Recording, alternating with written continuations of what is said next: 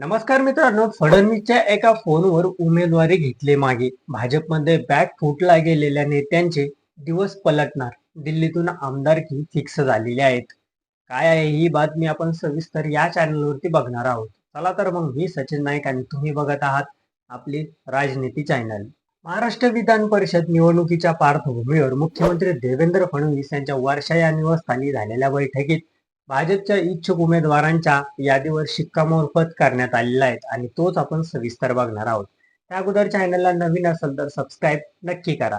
भाजपच्या वाट्याला येत असलेल्या 6 जागांसाठी तब्बल 30 उमेदवारांची यादी फायनल करण्यात आलेली आहे. ही यादी दिल्ली दरबारी भाजपच्या पक्षश्रेष्ठींकडे पाठवण्यात आली आहे.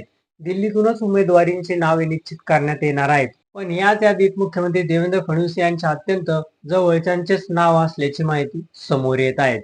महाराष्ट्र विधानसभेचे 2024च्या निवडणुकीत भाजपचे नेते आणि पुणे शहर अध्यक्ष जगदीश मुळीक यांनी वरिष्ठ नेत्यांच्या आदेशानंतर वडगाव शहरी मतदारसंघातून उमेदवारी अर्ज भरल्यानंतर तो मागे घेतला होता.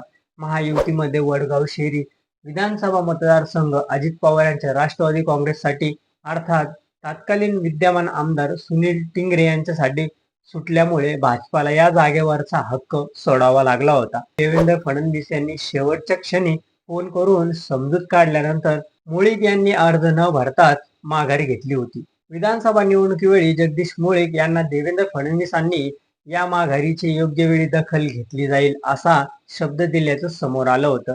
याच पार्श्वभूमीवर आता फडणवीसांची योग्य वेळ विधान परिषदेच्या निमित्ताने जुळून येणार असल्याची चर्चा पुण्याच्या राजकीय वर्तुळात जोरदारपणे सुरू झाली आहे. वडगाव शहरीचे माजी आमदार आता मुळीक यांचं नाव विधान परिषदेसाठी समोर येत आहेत. ते 2014ला वडगाव शहरी मतदारसंघातून ते विधानसभेवर निवडून गेले होते. त्यांच्याकडे पुणे शहर अध्यक्ष पदाचा अनुभव आहे. विधानसभा निवडणुकीनंतर मुळीक यांच्या राजकीय पुनर्वासाच्या चर्चा जोर धरू लागल्या आहेत. माजी आमदार आणि भाजप नेते जगदीश मुळीक यांनी काही नोव्हेंबर महिन्यात मुख्यमंत्री देवेंद्र फडणवीस यांच्याबद्दल कृतज्ञता व्यक्त करणारी पोस्ट सोशल मीडियावर केली होती. मुळीक यांच्या हृदय शस्त्रक्रियेच्या वेळी फडणवीस यांनी अवघ्या 3 मिनिटातच डॉक्टरांशी संपर्क साधून तातडीने व्यवस्था केली होती. हाच अनुभव त्यांनी सोशल मीडियावर शेअर केला होता, ज्यात मुळीक यांनी फडणवीसांना देवा भाऊ संबोधले होते. त्यांच्या आरोग्य संकटाच्या काळात फडणवीस यांनी एका भावाप्रमाणे काळजी घेतल्याचे सांगितले. या मदतीमुळे भारावून जात मुळीक यांनी फडणवीसांना माझा देवा भाऊ म्हणत भाविक पोस्ट केली होती.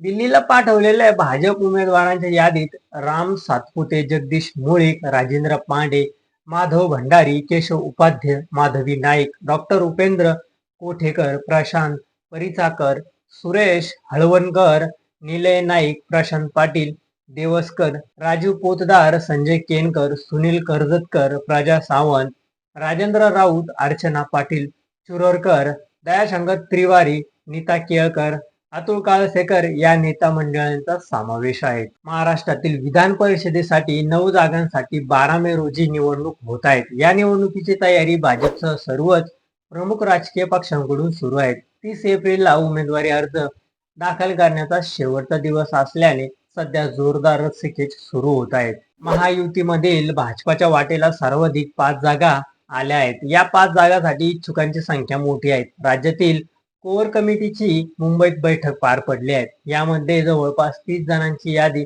फायनल करून दिल्ली दरबारी पाठवण्यात आली आहे. त्यामधून 5 जणांच्या नावांची घोषणा दिल्लीतून करण्यात येणार आहे.